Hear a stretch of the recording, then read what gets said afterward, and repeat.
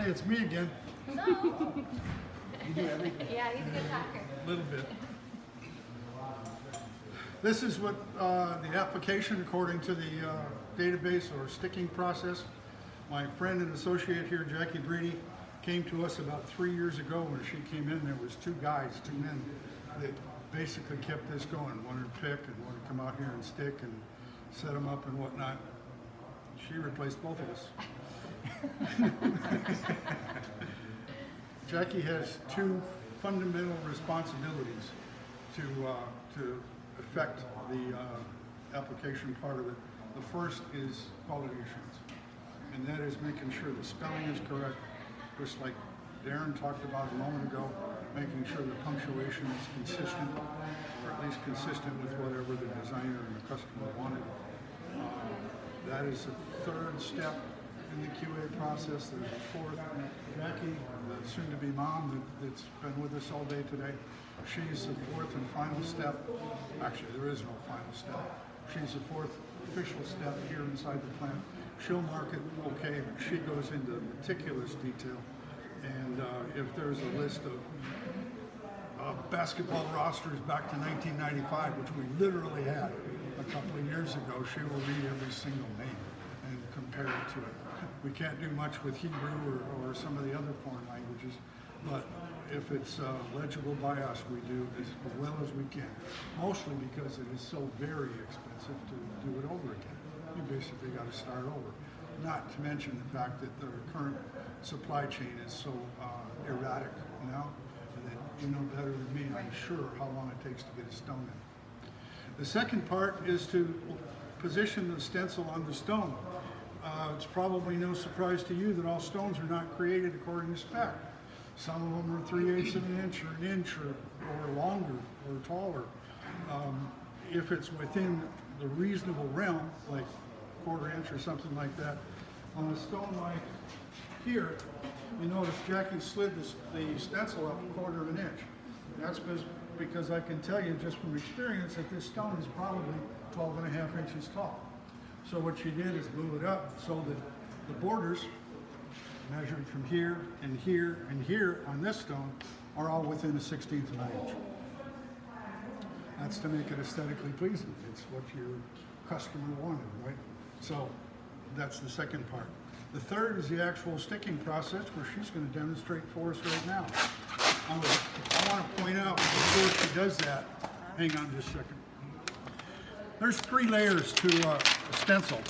The rubber part decelerates the silica sand. That means that it'll not bounce off, but decelerate it. You'll notice when you get over here to the shape carving area that the stencil will all appear gray. That's because it's now been infused with the silica sand. It's penetrated into it. The second layer is the adhesive, the yellow part. That is sticky. You notice on the polished stone that she doesn't have to put any glue or anything like that.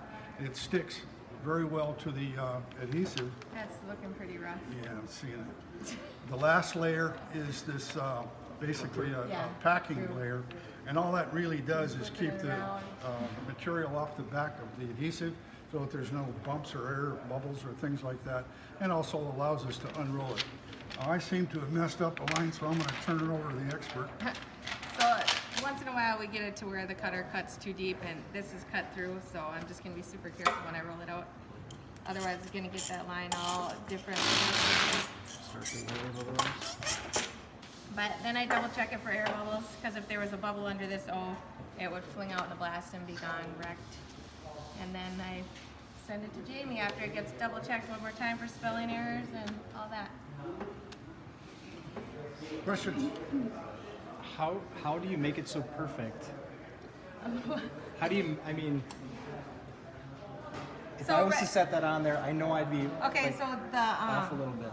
In the stencil room, they give me these little lines that I usually go by, but if it's a huge stone, they also have, which is hard to see in this, a center line. And then you can just measure the center, and then you would hit on that ding, and then do your measuring. And once in a while, it's off. But And experience. Yeah, for sure. yeah, Yeah. actually. You ain't just gonna walk in here. Right. I didn't know if I could ever get this straight. Hunter would throw it right on and it would be straight. I didn't know how he ever got that straight every time, but it happens. I would reemphasize those edge markers that she pointed out and the center line.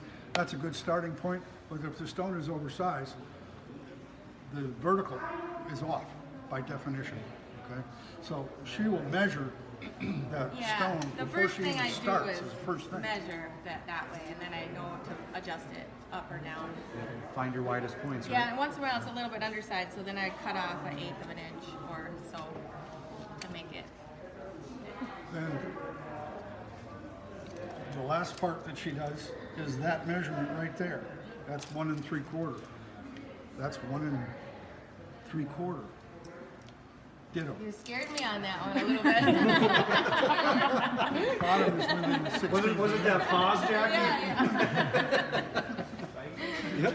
Absolutely. All right, if there's no more questions, we're going to move over here to Jamie and the blast machines. Right over here.